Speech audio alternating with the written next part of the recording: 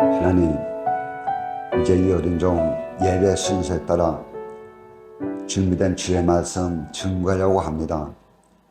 이 증거가 생명이 되고 참이 되도록 하나님 인도하여 주시옵시고, 말씀을 받는 자들이 하나님의 말씀 앞에 아멘으로 화답할 수 있는, 그렇습니다라고 그렇게 고백할 수 있는 그러한 말씀으로 하나님 기름 부어 주옵소서. 예수님의 이름으로 기도 올리옵나이다. 아멘. 모든 육체가 하나님의 구원을 보리라. 근데 그냥 아무나 하나님의 구원을 보는 것이 아니에요. 누가 보는가 하면 주의 길을 준비하는 자들이 하나님의 구원을 봅니다. 그런가 하면 그의 오실 길을 준비하는 자들이 무엇을 봐요? 하나님의 구원을 본다는 것이에요. 그렇다면 주의 길을 준비하고 그의 오실 길을 준비한다, 이 말씀이 무슨 말씀인가요? 그것을 이 성경 말씀은 네 가지로 말씀을 주고 있어요. 무엇이 주의 길을 준비하는 것이냐? 깊은 고를 평탄케 하는 것입니다. 그리고 두 번째는 모든 산과 작은 산을 평탄케 하는 것이에요. 그리고 세 번째는 굽은 것을 곱게 만드는 것이고, 험한 길을 평탄하게 만들 때에 무엇이 되는가 하면 주의 길을 준비하는 것이 되는 것입니다. 그렇다면 깊은 고를 메우고는 무엇이라고 했어요? 내 고집과 아집과 내 경험과 인간 내 속에서 올라온 모든 세상성은 다 버리고 누구에게 맞춰요? 하나님의 뜻과 하나님의 소원과 하나님의 목적에 맞추는 것이 깊은 고를 돋우는 것입니다. 내 거를 포기하는 것이, 하나님 내 거는 이러한데 하나님 당신은 이렇습니까? 당신 뜻 포기하세요. 그것이 아니고요. 하나님 아버지의 뜻과 아버지의 목적 포기하고 내 뜻에 맞추세요. 이것은 점점 고를 깊게 만듭니다. 이 산과 저 산의 거리를 자꾸 멀어지게 하는 것이 골짜기라고요. 이 산과 저 산이 가까워지고 가까워져서 하나가 되는 것이 이 골짜기가 메워지는 것입니다.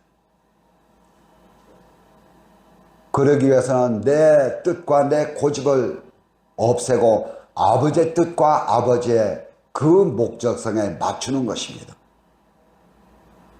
그런가 하면 모든 산과 작은 산이 낮아진다, 이것은 내가 추구하는 세상성, 세상의 왕이 되려고 하는 마음, 세상에서 최고가 되려고 하는 그 마음을 버리는 것입니다.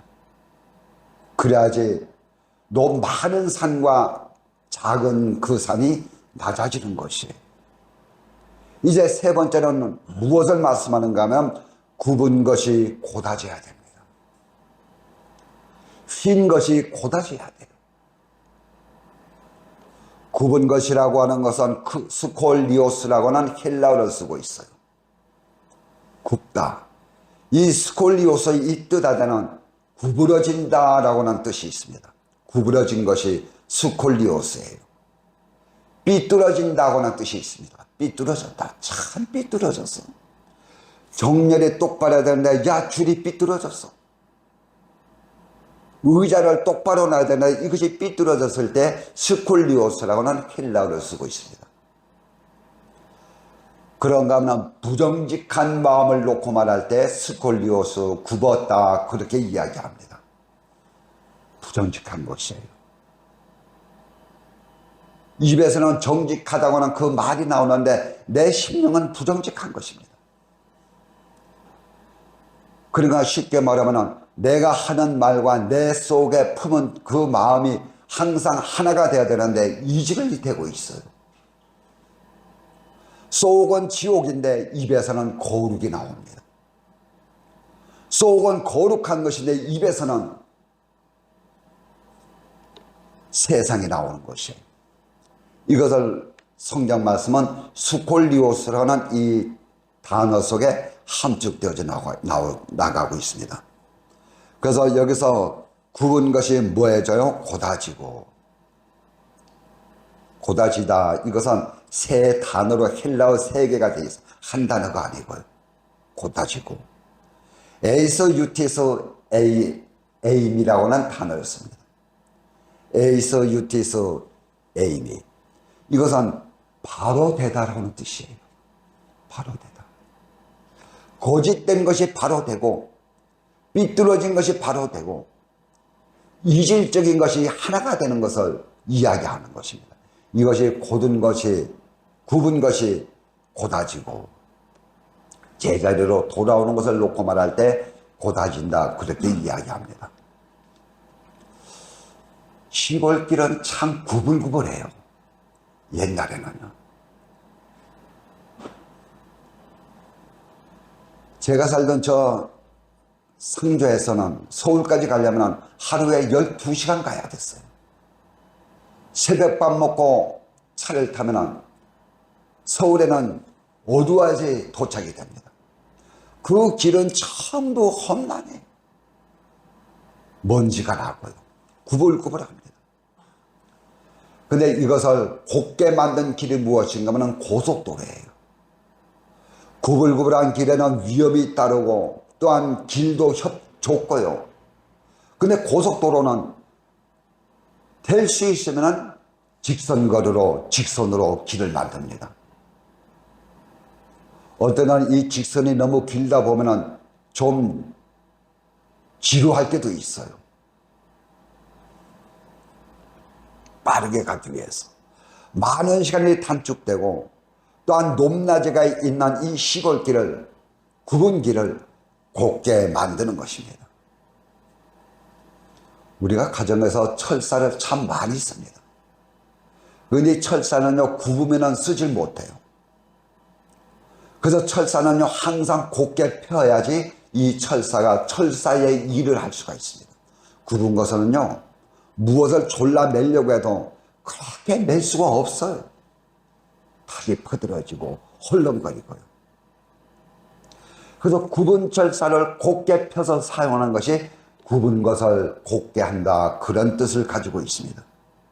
이것을 가지고 우리 인간의 그 심성에 맞춘다면 참 사람은 가지각색의 성품과 성격을 가지고 있습니다. 그런데 어떤 사람은요, 얼마든지 이쁘게 볼 수 있는데 나쁘게 봅니다. 얼마든지 그 말을, 그 사건을 긍정적으로 볼 수 있는데 먼저 부정하고 보는 것이에요. 이 사람은 상대방을 칭찬할 줄을 모릅니다. 야, 잘한다. 야, 멋있다. 야, 이쁘다. 이 말을 할 줄을 몰라요. 먼저 치고 들어갑니다. 상대방이 상처했든지 말든지 그거는 관심도 없어요. 먼저 부정하고, 먼저 그 사람의 허점을 잡고, 그 사람의 연약한 점을 잡고, 매사가 삐뚤어진 사람이 있습니다. 사람 말에 먼저 비판하는 것이에요. 사람 말에 먼저 치고 들어가는 것입니다. 그러나 상대방이 그 말에다가 참 머쓱해요. 아, 참 내가 괜히 얘기했네. 그러면서 그 말하는 사람의 입장에 서려고 하지 않습니다. 아, 얼마든지 그럴 수 있겠구나. 아, 얼마든지 그러한 생각을 할 수가 있겠구나. 맞아. 그럴 수도 있지. 그 사람의 상대방의 마음을 내가 이해를 한다면 절대 비판하고 그 사람을 찌르는 말을 할 수가 없어요. 근데 그 사람들의 착각은요, 그렇게 하면 자기가 높아지는 거로 착각하고 살아가고 있습니다. 자기가 높아지는 거죠. 남이 못 보는 것을 내가 보고 있다는 그런 우쭐감도 가지고 있어요. 그러나 이런 사람은 성경에서는 굽은 마음을 가진 사람이라 그렇게 이야기합니다. 어떤 과거를 가지고 있는지 모르지만 참 밥맛인 사람들이 있어요. 만사를 부정적으로 보고 만사를 어둡게만 봅니다. 그러면 대화가 안 되고, 아니 말을 섞기가 싫습니다. 왜요? 내가 상처 있기 때문에. 내가 오히려 마음에 상처를 있기 때문에 그 사람과, 그분 사람의 마음을 가진 사람과 대화를 하기 싫은 것이에요. 이런 사람을 우리는 뭐라고 하나, 베넷 병신이라 그렇게 별명을 붙여봅니다. 참으로 산다기 힘든 사람이에요. 참으로 말을 섞기 힘든 사람이에요. 근데 공통적으로 이런 사람의 공통점이 뭔지 아세요? 남의 말을 안 들어요. 남의 말을 듣지 않습니다.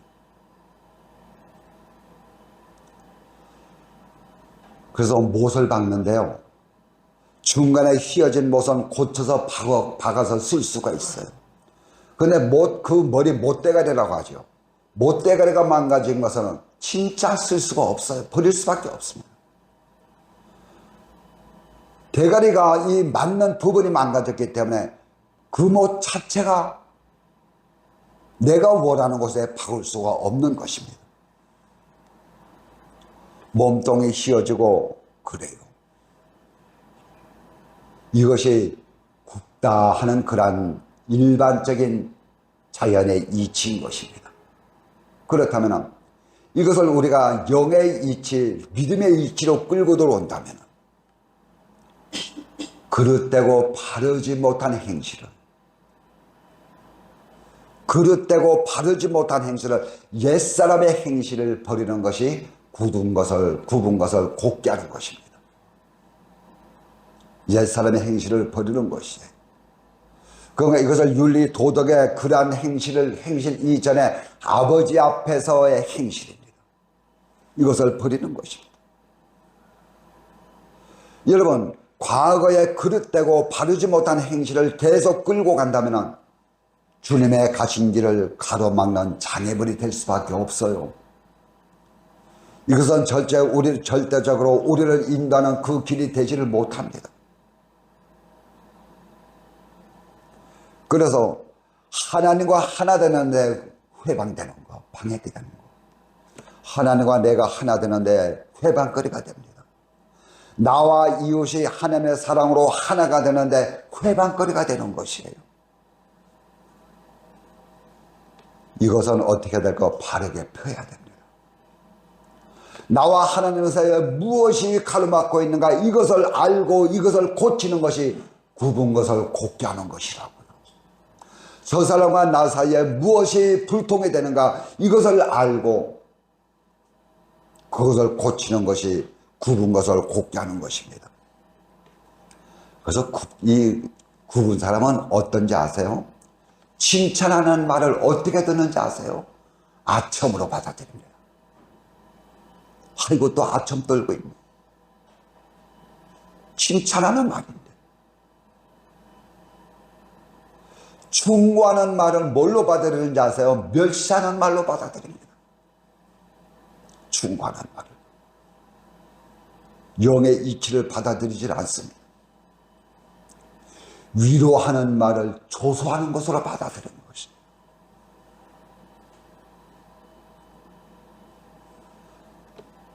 그때 상대방은 뭐라고 합니까? 너도 내 입장 대봐라. 있는 그대로 받아들일 수 없나요? 말하는 말을 그대로 보고 들으며 그 사람을 이해하면 안 되는가요?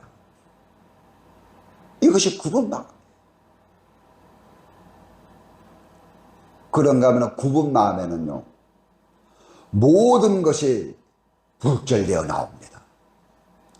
특히 이 구분마음 속에는 하나님의 말씀까지도 본질대로 나오는 것이 아니고 구분마음으로 받아들이게 되어 있고 구분마음으로 쳐다보게 되어 있습니다. 저 어린이 놀이터 같은 데 가면은 거울 가지고, 그거는요, 그 거울 앞에 쓰면은 내가 그냥 직선으로 사선으로 똑같은 모양이 나와요. 근데 그것은요, 여러 개의 거울을 쓰는 것도 아니에요.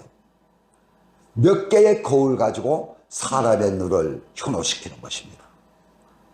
깨어진 유리를 보듯이 사람들이 하나님의 말씀을 받아들일 때 정말 굴절된 그런 눈으로 바라보는 것이에요.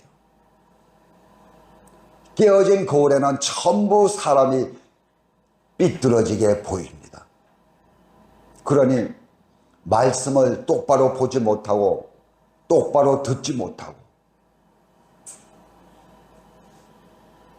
이런 사람 눈에는 하나님까지 이상하게 보입니다. 이런 사람의 눈에는 하나님까지도 하나님의 절대적인 주권은 보이지 않고 내 주권만 보여요. 이런 사람의 눈에는 하나님 앞에 어떻게 합니까? 하나님 내 소원과 내 목적에 맞추세요.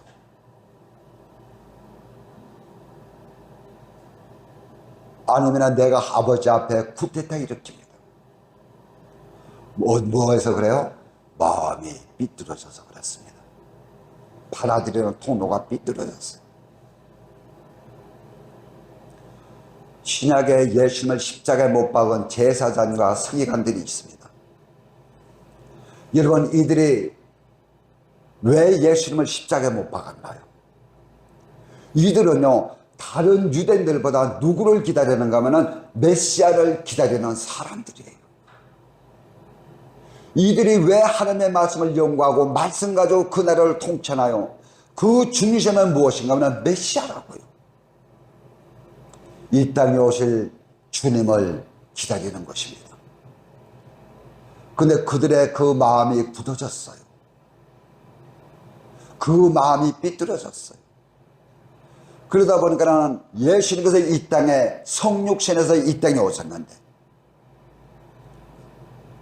삐뚤어진 마음 보니까는 그 예수 속에서 생명을 찾지를 못하는 것입니다.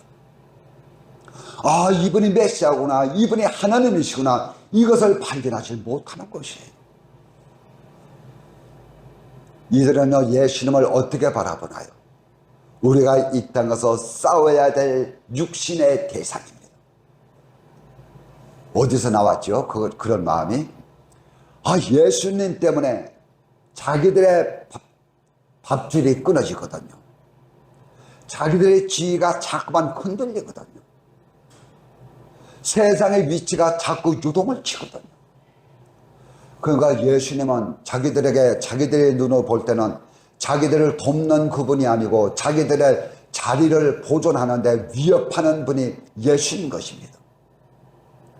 그러다 보니까는 이들은요, 예수를 먼저 죽여야지 자기들의 이 세상 사는데 편하거든요. 왜 그렇습니까?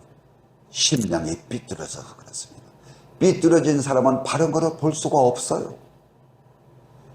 어그러진 그 심령 속에서는 하나님의 거룩함을 찾을 수도 있고 없고 발견할 수도 없어요. 수많은 자들은 예수님의 속에서 생명을 찾는데 바리새인들과 서기관들은 그 속에서 예수 생명을 찾지를 못하는 것입니다.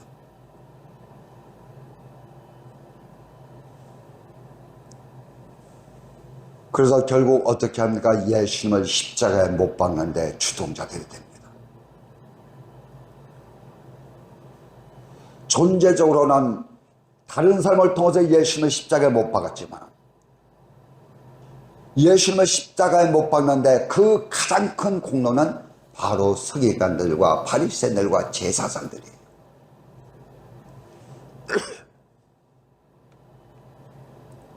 우리가 잘 알고 있듯이 요한복음 3장 3절 말씀을 보면 니고데모라고 하는 그러한 바리새인 중에 관원이 밤에 예수님을 찾아옵니다. 요한복음 3장 3절의 말씀을 가만히 보면요, 이 니고데모가 가장 먼저 주님 앞에 와서 뭐라고 합니까?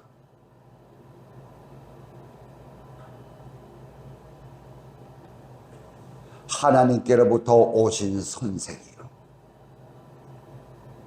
아주 우쭐 내면서 이야기합니다. 하나님께로부터 오신 선생이요. 하나님이 함께하지 않으면 당신은 이러한 기적을 일으킬 수가 없다고 이야기합니다. 하나님 예수님을 높이는 것인가요? 아니면 자기의 지식, 그 조만한 지식을 지금 자랑하는 것인가요? 그때 예수님은 이 니고데모에게 다른 말 하지 않습니다. 거듭나라. 거듭나라. 말 대꾸도 하지 않습니다. 그러니까 니고데모가 대뜸하는 소리가 다시 어머니 뱃속에 들어갔다 나와야 됩니까? 그때부터 예수님께서는 구원의 도리를 쭉 이야기를 해줍니다. 뭐 때문에 하나님께로부터 온 선생이라고 고백하면서 그 얘기를 할까요? 굽은 마음 가지고 예수님을 바라본 것입니다. 정말 생명을 찾기 위해서 예수님을 찾아왔나요? 그것이 아니잖아요.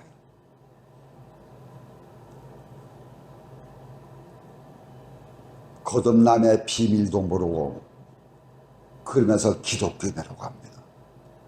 그러면서 바리새인 중에 바리새인이라고 합니다. 이것이 무엇인가요? 영적으로 굽은 마음이에요. 이것을 곧게 피해야 됩니다. 하나님의 그 지식을 우리는 올바르게 정립을 시켜야 돼요.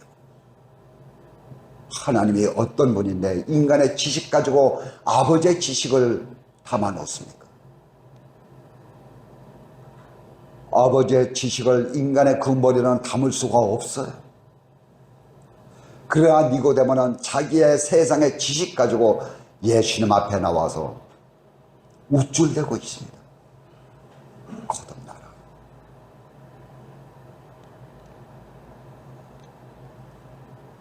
부정직한 마음을 정직한 마음으로 주님께 돌려놓는 것이 굽은 것을 곱게 하는 것입니다. 그래서 우리가 잘 알고 있듯이 요한복음 5장 1절 이하로 보면은 베데스다 연못가에서 예수님께서 38년 된 환자를 만납니다. 그 환자에게 다가간 예수님께서 첫 번째 뭐라고 질문하시나요? 내가 낫고자 하느냐. 자, 이 소리는 가만히 들으면 참 우습게 들릴 수도 있고 받는 그 사람의 마음에 따라서 조롱하는 소리로 들을 수 있습니다. 아니 38년 동안 환자로 누워 있었는데 여러분 낫기를 바라는 것이 인간의 가장 큰 소원이 아닌가요? 이 사람의 소원성이 아닌가요? 근데 그러한 그 사람 앞에 와서 당연한 것을 예수님은 질문합니다. 내가 낫고자 하느냐? 내가 낫고자 하느냐?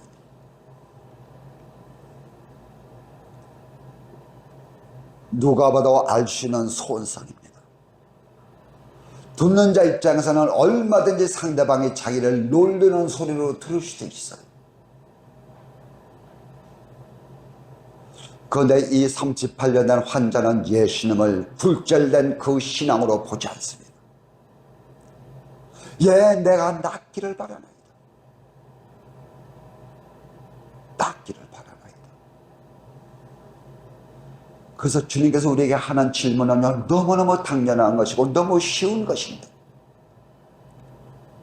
우리는 그것을 곱씹으면서 자꾸 그것을 다른 방향으로 생각을 하니까 하나님의 말씀 앞에 우리가 정직하게 내 심령으로 대답하지를 못하는 것입니다. 엉뚱한 쪽으로 생각하는 것이에요. 새 신앙이 체질화되었어요. 뭐 어디로요? 세상으로. 그냥 신앙이 아니고 체질화되었습니다. 아무런 소망도 아무런 믿음도 본질을 잃은 상태에서 예수님께서는 38년 된 환자에게 질문하고 있습니다. 베데스다 연못가에서 38년 동안 똑같은 일을 반복하고 기적을 바랐는데 이제는 신앙이 그냥 체질화된 것이고 더 이상의 믿음과 소망도 없습니다. 그런 상태에서 예수님의 그 질문 앞에 바로 응답하는 것이 굽은 것을 곧게 펴는 것입니다. 아버지 말씀 앞에는 여러분 단순해요. 마리아가 그랬잖아요. 계집종이오니. 이것이 우리의 고백이 되어야 되는 것입니다.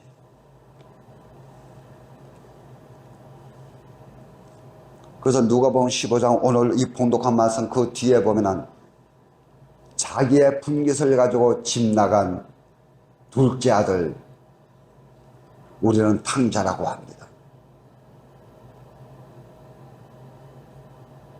잘못을 깨닫고 돌아옵니다. 어디로 돌아오나요? 아버지 집으로 돌아오는 것입니다. 이질적인 마음을 버리고 아버지의 그 집으로 돌아오는 것입니다. 염체불구하고 아버지 앞에 혼날 것을 작정하고 돌아오는 것이 굽은 것을 곧게 피우는 것이에요.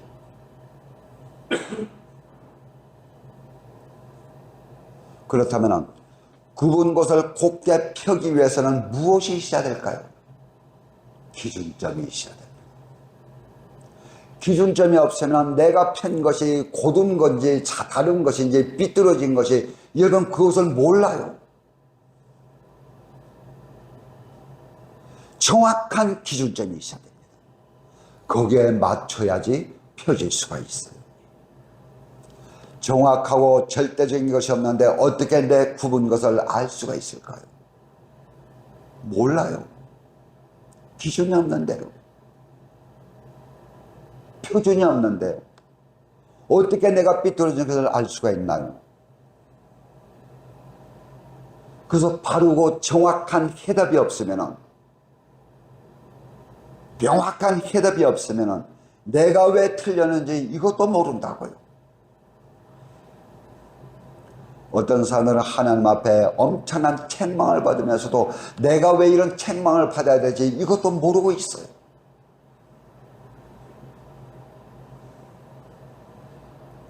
내가 왜 이러지 이것도 모르고 있습니다. 왜 그런가요? 기준점이 없기 때문에 그렇습니다.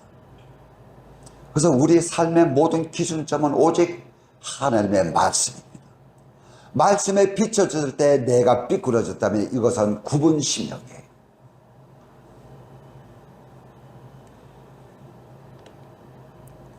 거기서 우리는 답을 찾아내야 되는 것입니다. 내 심령이 굽었는데 어떻게 세상을 바로 볼 수 있을까요?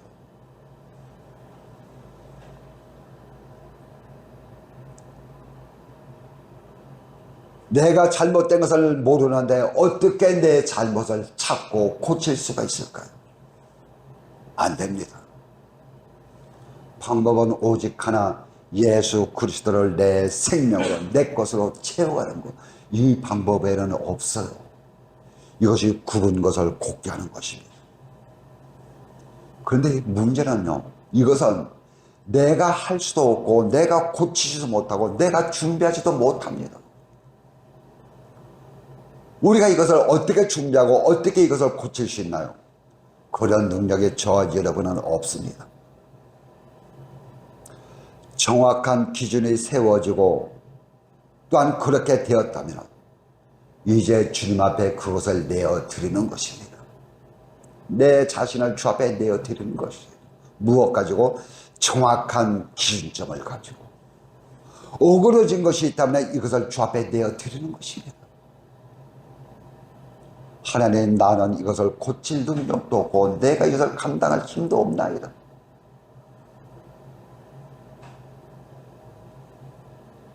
주님이 일하시도록 내 자신을, 내 삶을 내어드리는 것, 이것이 주의 길을 준비하는 것입니다.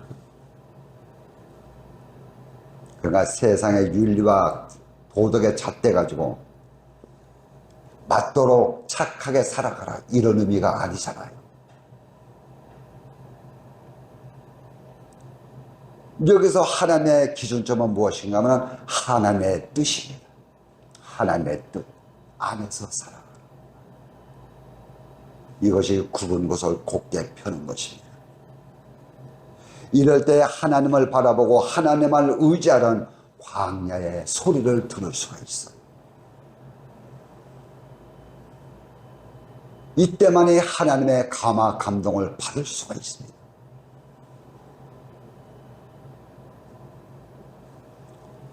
그래서 이 말씀을 정리하면서 우리는 이 말씀 속에서 다시 되새김질을 한다면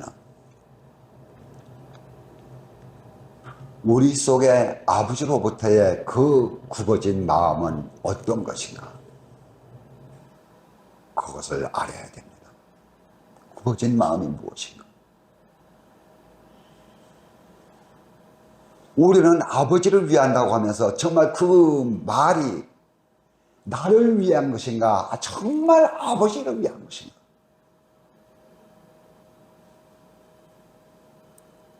내가 이렇다고 이야기하는데 이것이 정말 아버지 편에서 이야기하는 것인가? 내 편에서 이야기하는 것인가? 최소한 그것은 볼 줄 알아야 되잖아요. 내가 이런 행동하는 것이 아버지를 위한 것인가? 나를 위한 것인가? 기도하겠습니다. 하나님, 이 말씀을 가지고 이렇게 말씀을 증거했습니다. 굽은 것이 무엇이고 굽은 것을 펴는 것이 무엇인가 이렇게 하나님 대언했습니다. 하나님, 이것이 참이 되게 하시고 이것이 생명이 되도록 하나님 그렇게 역사하여 주옵소서. 예수님의 이름으로 기도 올려옵나이다. 아멘.